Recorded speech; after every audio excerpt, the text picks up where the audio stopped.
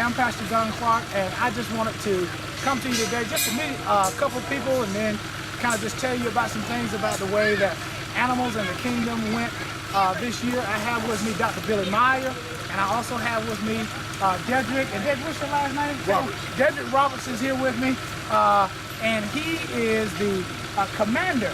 Is that right? That's correct. Commander over the American Legion here in Monroe, Georgia, down here on, what road is this? Harris Street. And we just had a great time down here, and Dedrick is going to tell us some things about what he is desiring to do since he is kind of the new commander here. Yes, kind of the new commander. Yes, I'm the new commander. And your desire is kind of to begin to do some new things here. Some new things here at the American Legion. I'm trying to make some changes. Number one, I want to start having baseball here again. I want to get the field. See, now I like that because when I was growing up, baseball was one of those things that kept, well, softball actually softball was one of the things that actually kept the community together. And you know, Sunday afternoon we'd all get together. We'd go down to play softball and all that kind of stuff. So, what else you gonna do? Oh, just a list of things. I have some ideas and whatnot.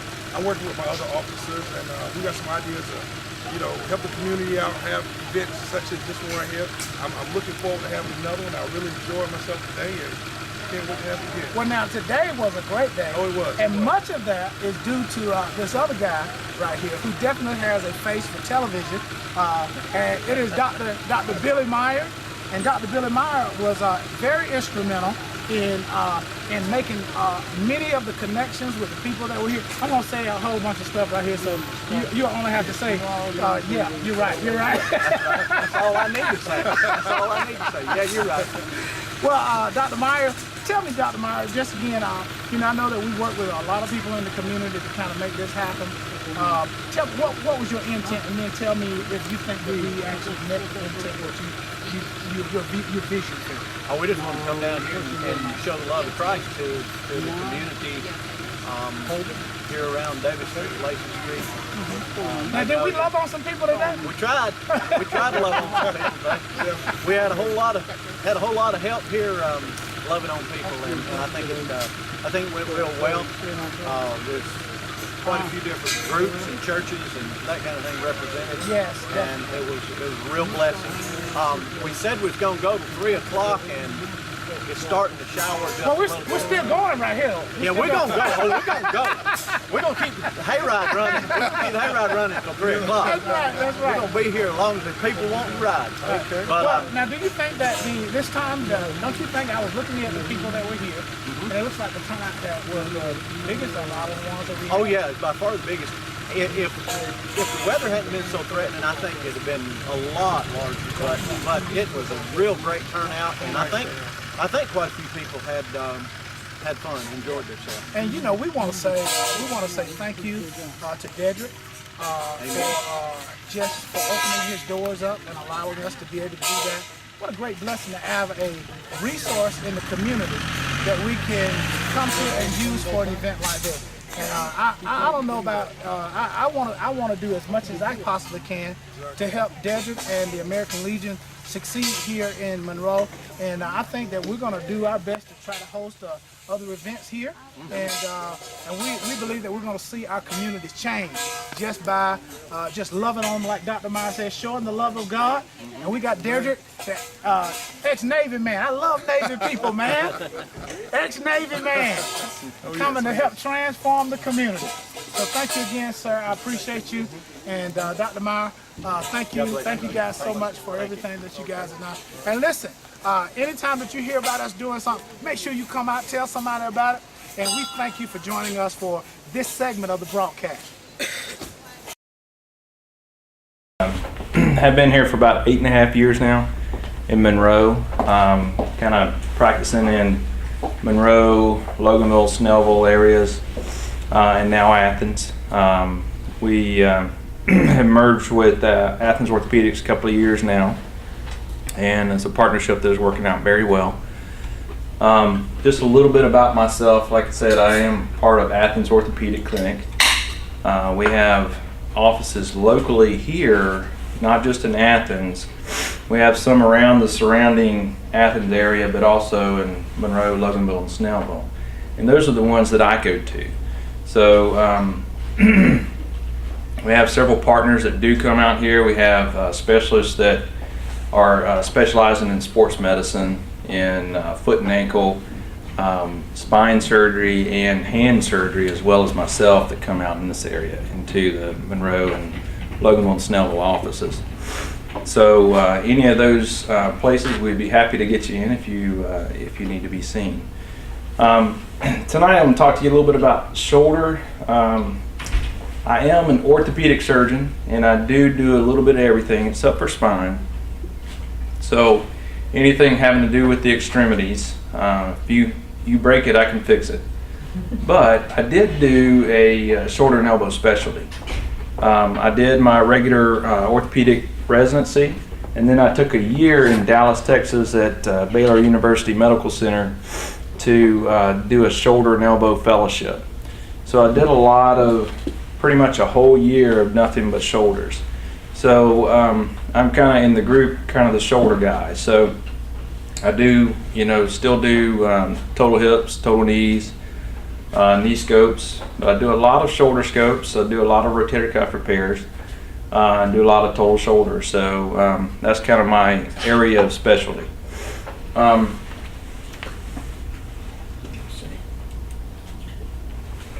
Just a little bit about some shoulder pain, and these are not all of the causes of shoulder pain, but some of the causes, and the main ones that I see are secondary to impingement or bursitis of the shoulder, rotator cuff tendonitis, rotator cuff tears, osteoarthritis, and we'll talk about that in a little bit, but that's essentially wearing your joint out. And you have, all of the joints have a protective covering of cartilage. Osteoarthritis is wear and tear of the joint, so that you're wearing through that protective covering of cartilage, and ultimately you're rubbing bone on bone. And then rotator cuff arthropathy is a combination of a rotator cuff tear and arthritis of the shoulder, so that you really don't have the control to be able to lift the shoulder up. The shoulder will rise up above the socket, essentially, and you lose all the ability to raise your shoulder eventually. And then, well, I'll talk to you about what we do with that. So just some basic shoulder anatomy. This is the shoulder without any muscles around it. The top part, and I don't have a pointer, but the top part up there is the acromion. And the rotator cuff is just below that, and below the acromion and between the rotator cuff and the acromion is the bursa. The bursa's main function is to protect the rotator cuff as you raise your shoulder up. And so when it gets inflamed, it's called bursitis. And that's the first thing we'll talk about tonight. Again, just some shoulder anatomy. You see the blue kind of pocket just below that bone there up top, that's the bursa. And then just below that is your rotator cuff, and that's generally the one that you'll tear. You'll tear the one up top called the supraspinatus, most commonly torn. So bursitis or impingement, and they mean the same thing, is where you pinch the bursa in between the acromion, the top bone of the shoulder, and the rotator cuff, or the outside of the shoulder, called the greater tuberosity. And it typically is caused from repetitive use. You can set it off with an injury, falling on your shoulder, getting jerked, having the dog jerk you as you're walking, as he's taking off after a squirrel, something like that. Once that inflammatory process starts, you can get severe pain with trying to lift your shoulder.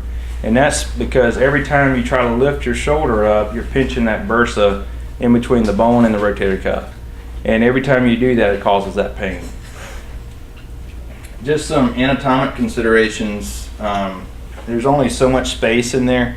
So if you have anything like a spur that comes off the top of the acromion bone, that will limit the space that you have to work with in your shoulder. If you have the coracoacromial arch is essentially the top of the shoulder. And if you have any impinging mechanism from that, if there's thickening of the ligament or increased swelling in the bursa, then that space, which is already small to start with, will close down, and you don't have much space to work with, and will cause even more pain. But again, the primary cause of bursitis and rotator cuff tears is repetitive overhead use. And it's typically a continuum. You'll get some inflammation in the shoulder. If you don't get it seen about, if you don't start taking some anti-inflammatory medicines or have an injection or do some physical therapy right away, it can become a chronic problem. It can develop into some rotator cuff tendonitis, and then prolonged or chronic rotator cuff tendonitis along with some repetitive use can turn into a rotator cuff tear.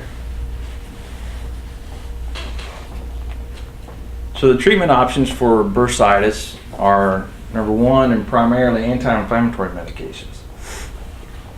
Now, a lot of people have difficulty taking anti-inflammatory medicines just because sometimes they'll interfere with the blood pressure. If you ever had an ulcer in your stomach, you can't take them. And some people, just from medical reasons, can't take anti-inflammatory medicines. So they've come out with some creams that are on the market now. They're anti-inflammatory creams that are the same medicine that you would take by mouth, but they're in cream form. You can just rub it on the shoulder. And I probably prescribe that more than I prescribe the pills anymore. You can use it up to 4 times a day, and it does penetrate through the skin into the tissues and settle the inflammation down. Another way to take care of this is, everybody's heard about injections, steroid injections or cortisone injections into the shoulder, and you put that right above the rotator cuff, right into that bursa, and it'll settle the inflammation down. Now that, coupled with physical therapy to strengthen the muscles that support the shoulder and take the pressure off the rotator cuff, will cure about 90% of these. 90% of the time, bursitis will be cured with those two measures. The other 10% see me back and end up having surgery to clean up their shoulder. If we do proceed with surgical treatment, like I said, about 90% get better with conservative treatment. Only about 10% end up going to the operating room. But the primary goal with conservative treatment is going to be to get that inflammation down, and I'll typically give it 3 to 6 months. If you're progressing with therapy, then we're going to continue with therapy. It's only after you hit that brick wall where you're not getting any better that I would suggest going the operative route.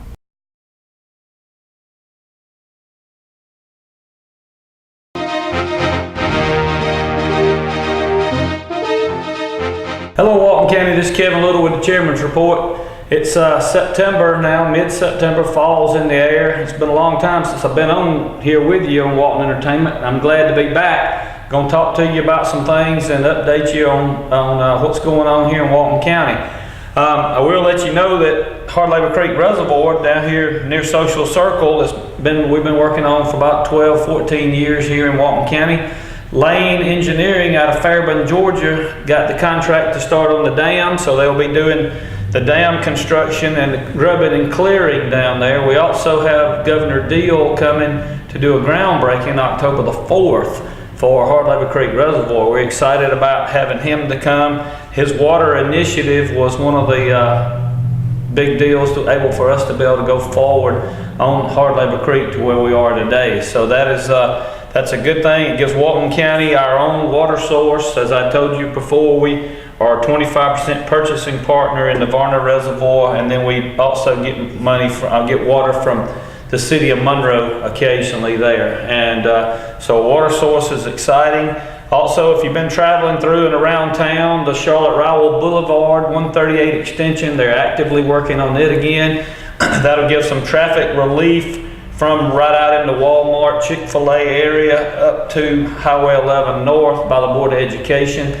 That thing has been a long time also. We got that project in 2001 as a part of going into ARC, and that's just how long it takes your federal government to get things going. And so we're finally going to get that project up and going and out. We're excited about that.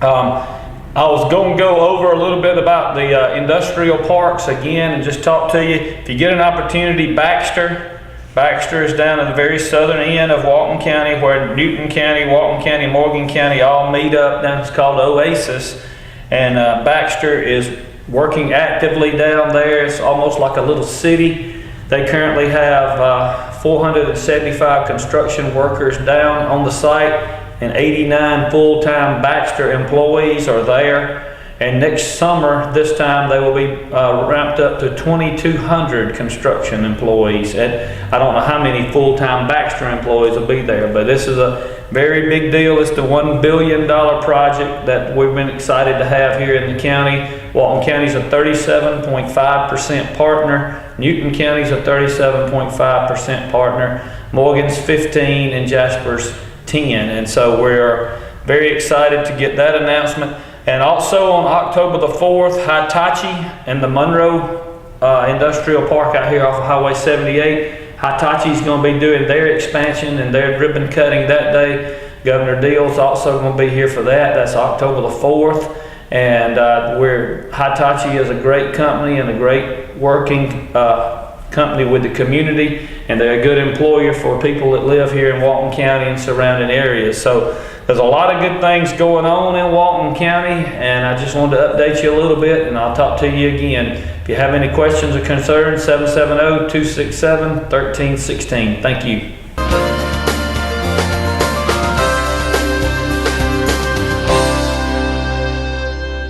Hey, I'm Dr. April Mitchell from the Monroe Veterinary Clinic, and I would like to talk to you guys today about a problem that we see very commonly at our practice and practices all over the United States and the world actually, and it's a problem known as food allergies. And dogs and cats, just like humans, are very prone to developing allergies to inhalants, as well as contact allergies and food allergies.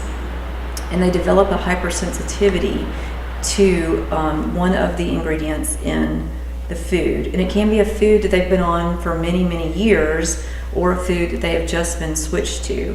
So there's really not a rhyme or reason to when or how or if your pet will develop a food allergy, but it can be really frustrating when it does happen, because it can be difficult to really get a good grasp on what is causing the sudden allergic condition. And the allergy can manifest itself in skin and cause a severe itchy skin condition, a skin infection. It can also, in some cases, cause a conjunctivitis with tearing and swelling around the eyes.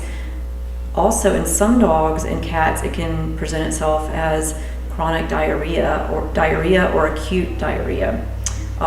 So those are all a big variety of symptoms. The most common symptom is the itchy skin, which can lead to hair loss, excessive grooming, licking, scratching, licking their paws, ear infections, a whole gamut of skin conditions really that can occur. So if you are having a problem with your pet as far as itchy skin or any type of problem like that with their skin, when you seek veterinary care, the veterinarian will try to determine, is it a contact allergy, is it a inhalant allergy, or could it possibly be a food allergy? And luckily there are diagnostic tests available that can tell us a lot more information, just like in humans, and it's allergy testing. The allergy testing can occur as far as a blood sample, or possibly even a skin test, just like if you were to go to your allergist as a human. The skin testing for years has always thought to be probably the gold standard of treatment as far as diagnosing allergies. And food allergies have always been controversial about testing for. There are some really good blood tests available now for food allergies, so we're really lucky to have those available. And the allergy testing is great because it gives you a whole bunch of information. It can tell you whether your dog's allergic to pine, coastal Bermuda grass, fescue grass, eggs, beef, things like that. So with food allergies, usually the component of the food that your pet is allergic to is the protein source. So 20 years ago, a lot of times pets would be switched to like a lamb and rice diet because that was a novel protein source for our pets, lamb or even fish. However, now there's a lot of treats and different uses of protein where those are not novel foods in the fact that that's not the first time your pet would have been exposed to it. So those don't really work as well now at all, unfortunately. So there are different types of food available for allergic pets. If you do the the allergy testing, and you know the company can give you a list of foods that your pet should not be allergic to. The other way to test for the food allergies is to try to switch to a different type of hypoallergenic diet for usually, unfortunately, like 8 to 12 weeks. And during that time, your pet can't receive any other protein source. So no treats, unless you're using the food as a treat, which is a really easy thing to do, is to just have a hypoallergenic food and use it as a treat, as well as the main part of their diet. The different types of hypoallergenic foods are the best one, and the gold standard really is the ZD, which is made by Science Diet, and it's ZD Ultra. So this is a completely hydrolyzed protein source. So that way there really are not any allergens to the protein source in this diet. Another way to do it is, like, this is a cat diet, and its protein source is venison, venison and green pea formula, and it's called DD, and it's also made by Science Diet. There are other companies, of course, that make hypoallergenic foods, and they are really great also. But we can't just switch. Like if you're on Beneful, you can't just switch to Purina 1 because there's a lot of interactions and use of those same protein sources in those diets. So it is frustrating sometimes for our pet owners because they really have to choose a diet that they have never been exposed to before, and it's the protein source. So if you have a cat and it's eaten deer meat before, then this venison and green pea would not be a good choice for you. So there's a lot of thought and consideration into choosing the hypoallergenic diet, which is why a lot of times we will recommend the ZD Ultra, because the pet has not had a hydrolyzed protein source before, which is great. Usually we want to stay on this diet, very strict regulations with the diet for 2 to 3 months. And if the pet is doing really well, then it probably is a food allergy. So food allergies can be very, very frustrating for our owners because you really just have to stick with a plan and really control yourself and not give treats that aren't part of the diet. So if you have a dog with food allergies, I can understand that it is frustrating, but in the long run, your pet and you will be much happier if you follow the strict regulations of the diet, because it will hopefully prevent the skin infections, the chronic itching, the miserable condition that your dog feels probably because he's itching to death. And cats too, they'll self-mutilate grooming so much with a food allergy. So it'll make them feel a lot better, and it'll save you money in the long run because you won't be having to put your pet on antibiotics and other medications on a chronic basis. So dogs that are allergic to fleas are certainly more prone to having other allergies too. So if you have a pet that's really miserable right now, it may be the seasonal allergies, but it could also be a food allergy. So please take that into consideration with your babies. I appreciate it. Thank you very much. Please, if you have any questions, give us a call at 770-267-3690. Thank you.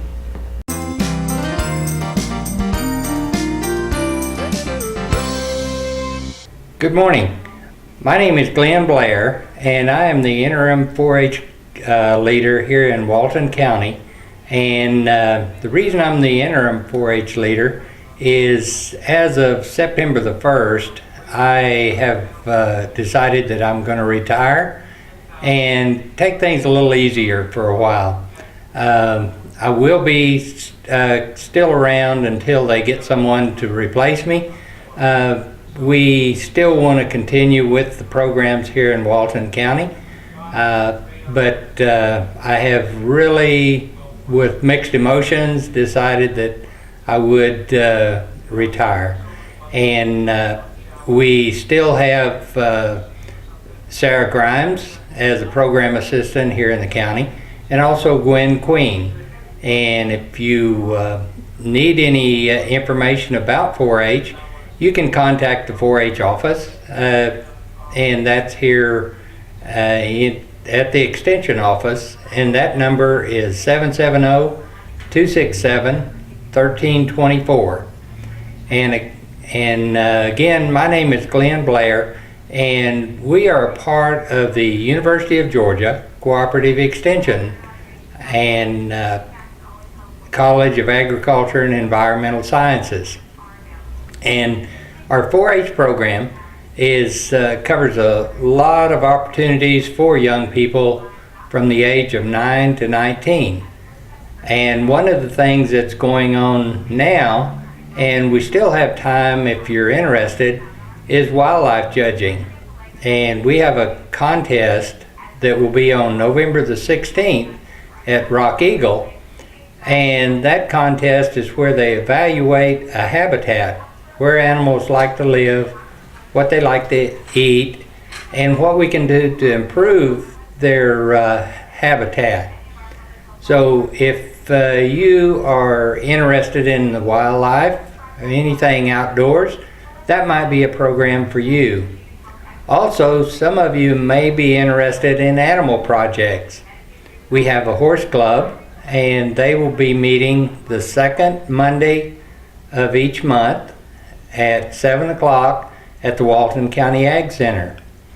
We also have a goat club, and this is nearing the end of the goat season, the showing season, and we have a show in Walton County on October the 19th.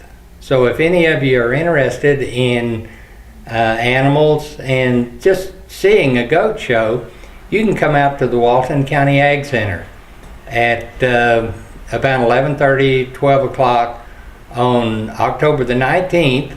And if you have never shown a goat, we'll let you show a goat.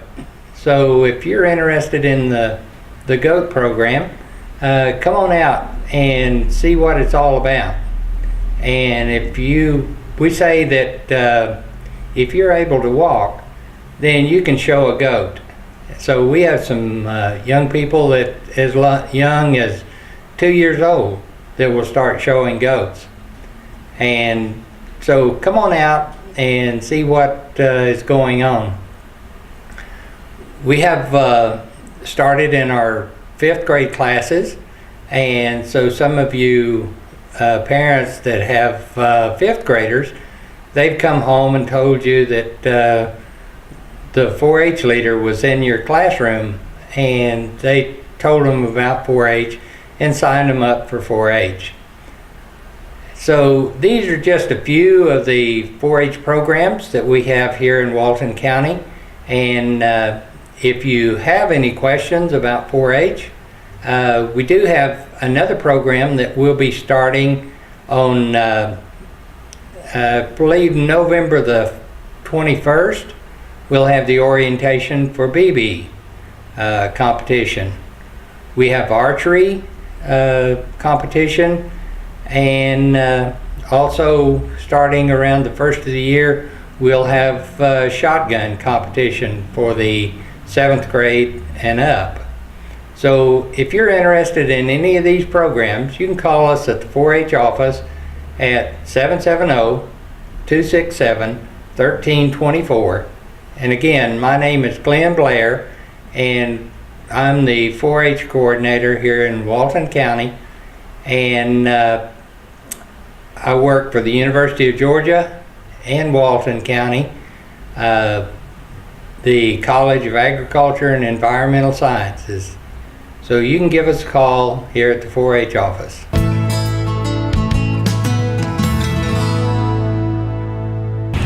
and welcome to this week's edition of The Health Story. My name is Dee Dee Harris.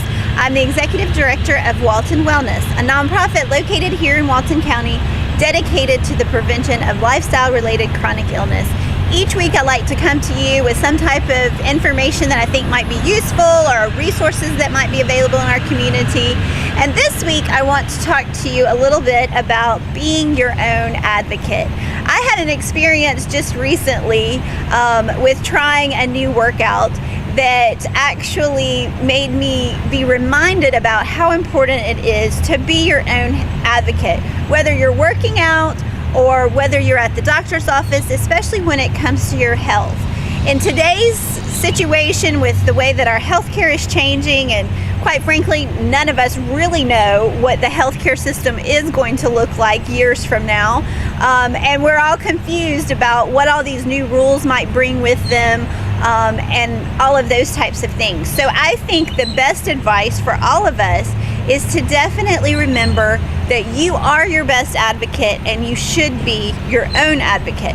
When you go to the doctor or when you start a new exercise routine, you know your body, you know the issues that you have with your body, and you need to clearly relay any of that type of information to your doctor or to your personal trainer or whoever it might be. It's very important as well, especially if you're thinking about in terms of exercise and you're working with a new trainer or you're starting a new exercise routine. It's really important to know yourself. If you start feeling pain anywhere, it's a good idea to stop. You need to really talk with your trainer and let them know you're feeling pain. It could be the way that your form, your position, or it could be that a particular exercise is just not for you. So it's very important that you not just rely on that person to make sure that you are not going to be injured or hurt. Same thing goes at the doctor's office or when you're in the hospital. It's a very good idea if before you're entering the hospital, if you know that it's some type of planned surgery or something, if it's not an emergency type situation, it's a really good idea to have someone with you, whether it is a parent, a spouse, a friend, whoever it might be, to have somebody with you and somebody who knows exactly what your needs are and what your wants are. It's very important that that person be able to advocate for you, because if you're having surgery or something, you may be being put to sleep and be under anesthesia, or you may be on painkillers after that and may not be able to think clearly or make really good decisions for yourself. So in a situation where you can't be your own advocate, you need to make sure that you have someone there who can advocate for you, and someone who's not afraid to advocate for you as well. You can't be afraid to express your own needs and your own wants. Also, when you are talking with your doctor, whether you're having surgery or whether you're just going to your doctor, it's really important for you to advocate for yourself and not just take their word for it. The doctor may be not understanding exactly what your complaints are, and it may be a doctor that you haven't seen that much, and so they don't know your health history as far as they can look at a piece of paper, but maybe they don't know exactly what your issues have been in the past. So it's very important that you don't just rely on that medical professional or that personal trainer or whoever it may be to know you. You know you best, and it is best for you to be your own advocate and make sure that whoever is taking care of you is a partner with you and not just telling you what to do. So in today's time, with the way that our healthcare system going, as I said, we don't know really how our healthcare system is going. I think it's even more important now that we make sure to advocate for ourselves, and very important for us to know our bodies. Get those annual screenings, know what your normal blood pressure is, know what your normal glucose is, know what your normal weight is. All of these things, if they change drastically, could be a warning sign for something. And if you don't know it and you go to a doctor and they might not know what's normal for you, then it could be a long process of trying to go through tests and figure out what's going on when you might have been able to just go in the first time had you known what was normal for yourself. So I encourage all of you to know your body, know your numbers. As I mentioned, all of those tests, those annual things that you can get done, most of those things you can find either a very low cost way or even free around the community. And if you're looking for a low cost or free way to do some of those tests, check out our website, waltonwellness.org. Check out the Blue Book, which is a health and wellness resource guide for Walton County. And most of the resources we have in that guide are free and low cost. And we'll tell you where you can go get your blood pressure checked or where you can go get your glucose checked. So I encourage you to find us on the web as usual. You can look at the Blue Book. We also have a number of other resources there on our website that I think will be helpful. My contact information is there as well. So if you'd like more information from me, feel free to contact me. If you would like to get me the old-fashioned way by phone, you can call me at 770-313-8107. Thanks for watching.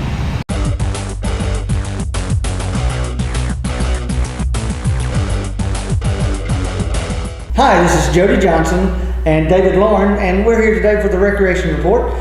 Today we want to talk a little bit about some of the things that we hit on last week, being the basketball registration. This has been the week that we've started basketball registration. It's been kind of slow so far, but that's fairly normal for our basketball registration. So we'll continue this week through the 22nd, and then we'll fill in some of the spots. So by the time this airs, you probably will have either signed up your child or will have missed the basketball registration. But we do ask you to as soon as possible, call or go by the Recreation Department at your local area, whether it's in Monroe, Loganville, or Social Circle, and try to sign up. We do have a few spots available for you. The other seasons that we have going on now, which is some of our largest seasons that we have, which is our football, fall baseball, and softball. Our soccer seasons are hitting probably the second side, going to towards the end of our season, where we culminate with our one of our bigger events, which is our Community Bowl football tournament. So we're heading towards the second half of the season. I know for a lot of you, it's just now hitting on what you think of as the college football season. So you think football just started for us? We started back when school started, and we'll end right around the first week, about mid-October, first week in November. We're completely done with our football program. It's about when the weather turns and it gets a little too cold for the kids to be out. But if you have a chance, come out and watch some of our football. Most of our games are Monday, Tuesdays, and Thursdays out at the Felker Park or at South Walton or at the West Walton Park is where our local football games are played. So it's a great entertainment. There's no charge to get into any of our sporting events during the week. So come out and watch some of those. We do have Dave here, who has got his feet a little wetter, been thrown into the fire. He's working a lot of our sports programs.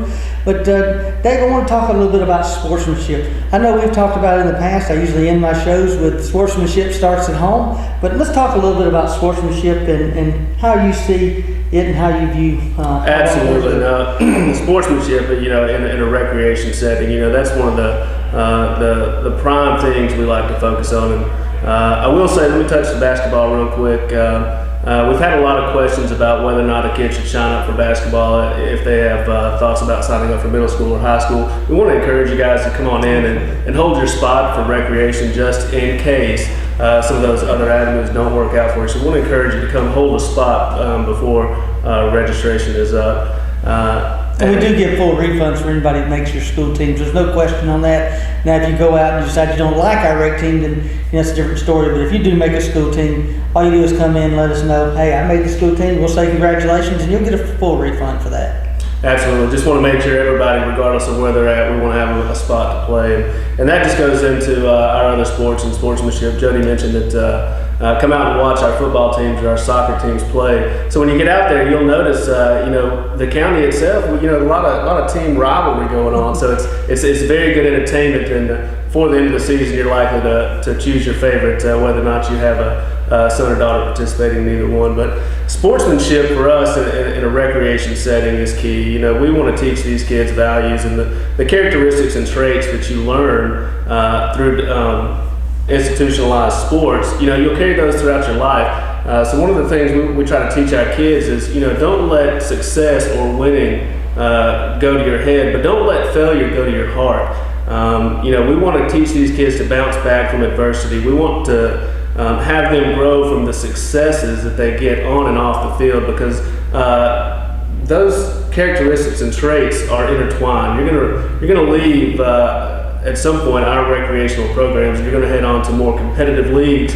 and then on out into the world. But the backbone of that person that you're gonna be, a lot of the traits you've learned here in our programs, and we want to teach these kids to be good role models, not just good athletes, but good students and good stewards of the county that we live in. So sportsmanship is, it gets tossed around a lot, but that word has so much more meaning than just on a sports field or arena. Let me ask you a question that we toy with a lot, because people want to volunteer in our programs, but they say, well, I don't know a whole lot about the sport. I don't know anything about basketball. It'd be hard for me to coach.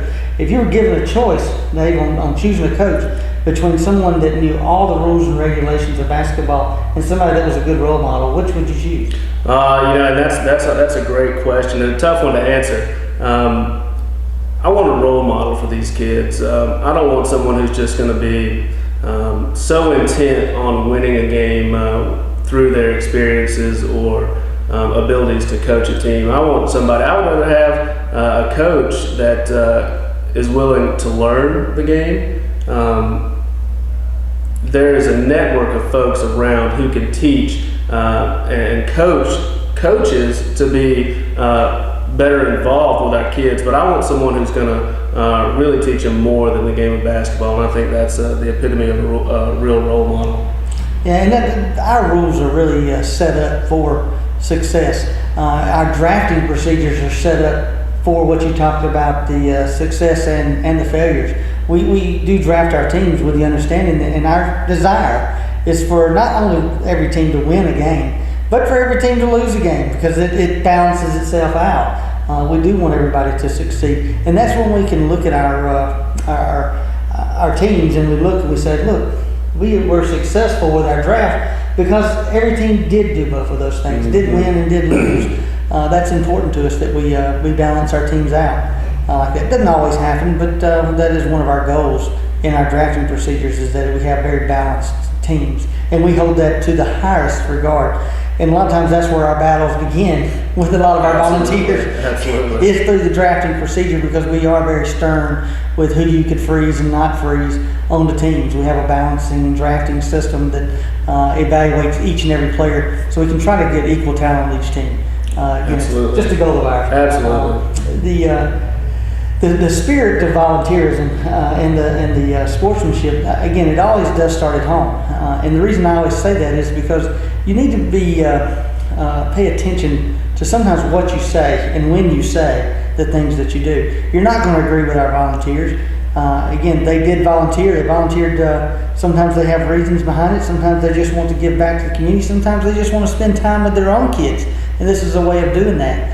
In a great setting, but it does start at home, and by the meaning of that is be careful what you say to your friends, your husband or your wife when you're there, because your children are listening and they repeat that. If you're bashing that coach for the decision they made, they hear that and they lose respect for that higher authority. If you're talking about an umpire, a referee, and you're bashing the decision they made out there, that they didn't know a rule or they over-applied something, that is going to negatively affect the way your child looks at that referee next time. So those things are very important in our league. So I do encourage you to be careful when you're yelling that out, or even during a game. Be careful of how your sportsmanship during the game. We always talk about, for every person that strikes a player out, someone is actually striking out too. That's somebody else's child that you're cheering for. If they make an error and your child gets on and you cheer, someone made that error. Someone made that mistake. So be wary of that. And we try to keep all of our comments to those of praise when possible, because that is what we're out there for, is to pick every child up and not to lower anybody's self-esteem. Absolutely. Prominent statements. And when a child gets discouraged on a playing field, whether that be basketball, football, soccer, baseball, it carries a lot of weight. It's not soon forgotten. And we just want to build these kids up. These, you know, a lot of people might overlook the fact, but these volunteers that we have in our programs, in a few years, they're going to be playing competitively for the school. So the better we can, you know, coach our kids here in these recreation programs, the better our school sports are going to be in the future. And when it comes to coaching, you know, a lot of folks, because we do like to get valued coaches into our systems, maybe that not necessarily might not know the most about the game, but they are good role models. So a lot of times, parents can have a negative effect on these coaches. They'll come out to their 2 or 3 practices a week, and they might think that the coach is not giving them as much as they could. But for us, you know, practices is not just your scheduled 2 practices a week. Practicing starts at home with your parents as well. We want to encourage these kids at home. That way, when they come to practice, they're in the right frame of mind. They're ready to work, and they're ready to go out and put the work in. And that's where you learn the characteristics of true sportsmanship. Is when you're prepared, you can put it in, and you've got a fruitful atmosphere around you. You know, at your home, at your school, and at our parks as well. So it's a great opportunity too. Here's a helpful hint. And I'm one that probably needs to apply it more often myself with my own children, but a great opportunity to do 2 things at one time. If your child's a baseball or softball player, pick the gloves up, go out and throw. Absolutely. But do the spelling words at the same time. It's not that difficult to do. Is to work on spelling, work on math, work on times tables. And if your person's a cheerleader, maybe you're doing it while you're stretching. Stretch with your child and work on those things at the same time. We know they need to do their schoolwork, and this is a great opportunity to say, yeah, I'll throw with you, but we're going to work on spelling or work on our math at the same time.